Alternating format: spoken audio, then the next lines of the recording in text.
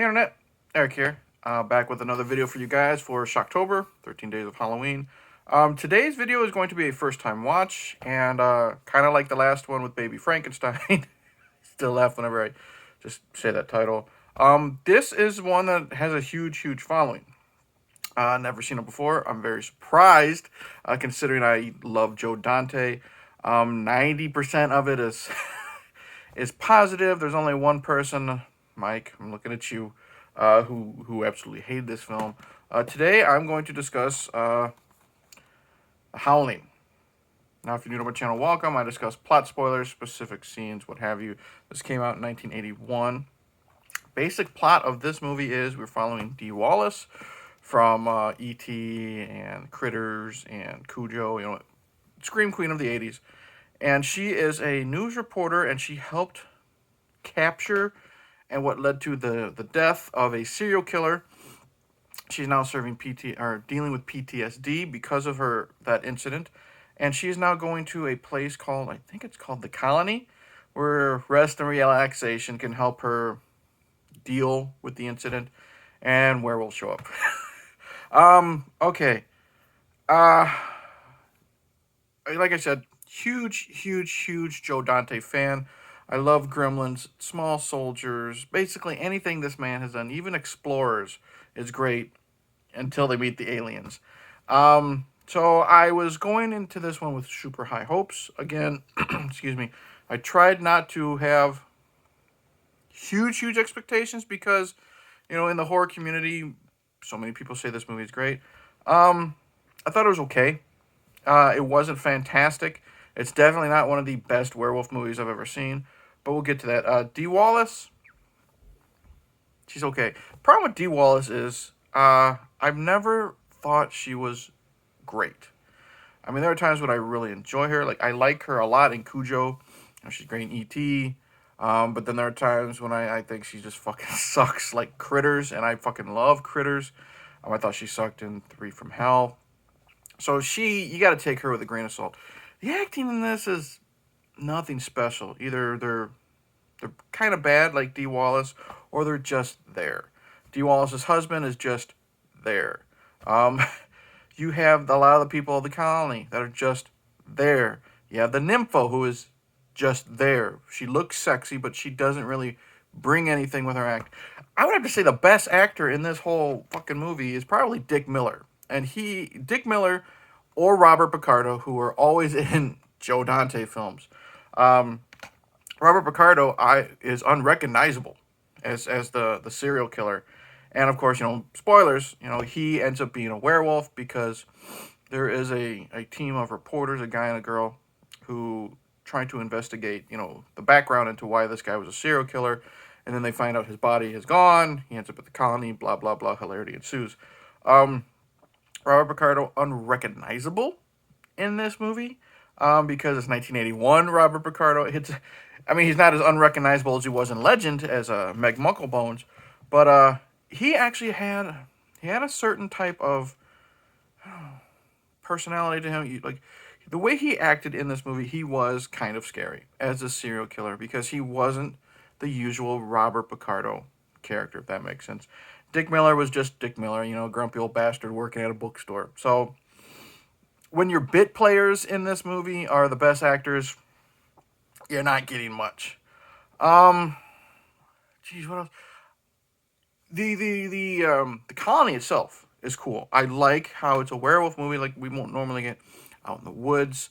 The atmosphere, the locations make it scary in parts when you just hear the sounds or the howlings. Pun intended. No pun intended, I mean. So that looks good. The transformations in this, hit and miss. I mean, I liked Robert Picardo's transformation because even though it was so long, it wasn't as painful as we normally see. Like, first, it wasn't like American Werewolf in London. It wasn't even the Monster Squad, where like the person is yelling and screaming and it hurt because their bones are cracking and stuff like that, hands elongating and stuff like that. And it looked decent for what super low budget it was. I mean, we had the bladders under the fake skin and stuff like that. We had the nice fangs. We had the mouths, the snouts coming out, which looked cool. So overall, that was decent.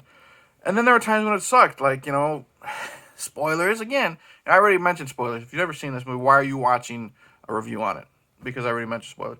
When Dee Wallace turns into one, we just get fangs and we get the contacts in her eyes. So hit and miss. There's some weird, and then there's some weird ideas, in this. Like, there's a scene where I mentioned the nympho girl. She is seducing Dee Wallace's husband, and Dee Wallace's husband has been he's either been bitten or scratched. He's turned into a werewolf, and she's seducing him in front of a fire, in the woods. And it's kind of neat because they're actually having sex while turning into a werewolf, getting the fangs and the snouts and stuff like that, and like the claws. That's neat. And Mike from American Werewolf in New Jersey already warned me about this.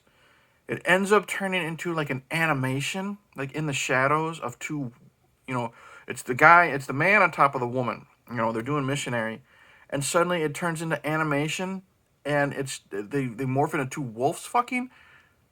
Now, granted, it'd be hard to do that in this film, but it's just so bizarre and just out of the blue and just laughable.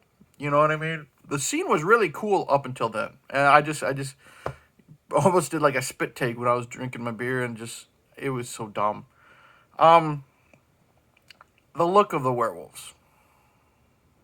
I'd never seen what the werewolves looked like, and if they would have stayed kind of like this is Robert Picardo here, that would have been kind of cool. But then they turn into this. And they look okay, except for these ears. The ears here make them... I don't know if this was a precursor to the gremlin ears that Joe Dante did. But to me, honestly, they look more like deranged Easter bunnies. To borrow a line from the dad from A Christmas Story. I thought they looked really stupid. I couldn't get past the ears. I don't know if it's just me. It was just a dumb look. And then at the end of the movie, when Dee Wallace turns into a werewolf, she literally looks like a hairball with like a bear face, like a puppy dog face. She looked like a fucking Pomeranian, and it was awful. So in a werewolf movie, you want your werewolf to look good. We want dog soldiers. We want an American Werewolf in London. We want the Wolfman from the Monster Squad. Those are great looking werewolves.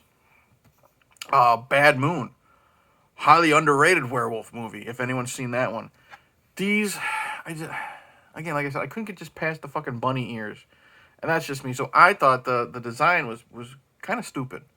It would have been cool if they're. I understand they have to have canine pointy ears, but this was like seriously out to here. The ending was a typical 80s ending.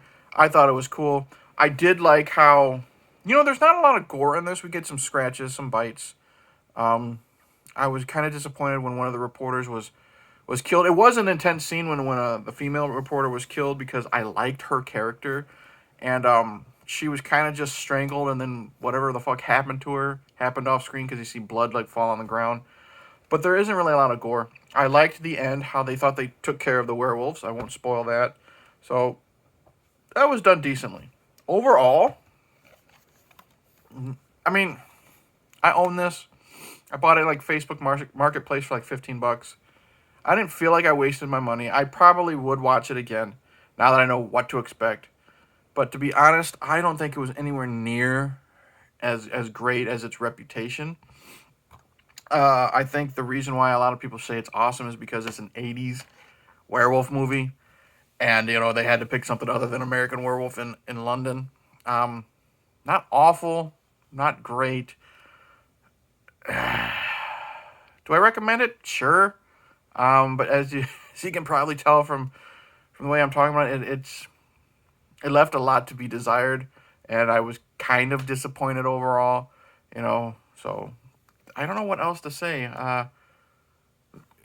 Great performances by Robert Picardo and Dick Miller. Decent special effects. But the fucking bunny rabbits and, Pomeranian wolves at the end really kill it. And Dee Wallace sucked. So, with that, thanks for watching. Like and subscribe. Very disappointing video today. Comment below. Tell me if you love this movie. Tell me why. If you agree with me and you don't like it, tell me why. If you think I'm full of shit, tell me why.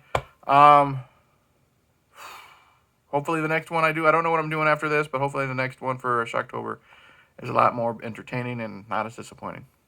Cheers.